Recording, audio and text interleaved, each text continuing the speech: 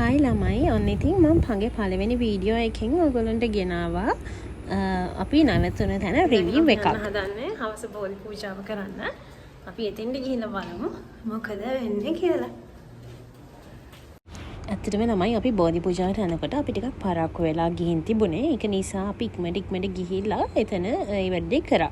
හැබැයි මට ඒකේ වීඩියෝස් ගන්න බැරුණා. මොකද අපි පරක්කු වෙලා ගියේ ඊට පස්සේ බෝධි පූජාව ඉක්මනට පටන් ගත්තා. අපි ඒ වැඩ ටික කරපු නිසා මට ශ්‍රී මහා බෝධියකාව බෝධි පූජාවේ වීඩියෝ එකක් ගන්න බැරි වුණා.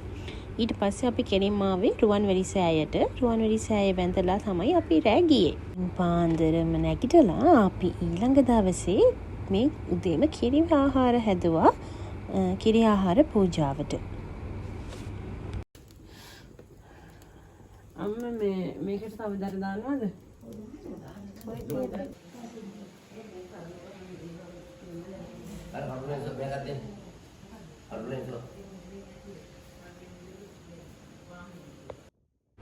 ඊට පස්සේ අපි කිරි ආහාර අටපිරිකර මේ හැමදේම පූජා කරලා තමයි එදා දවසේ අපේ පූජා වැඩ ටික ඉවර කරේ.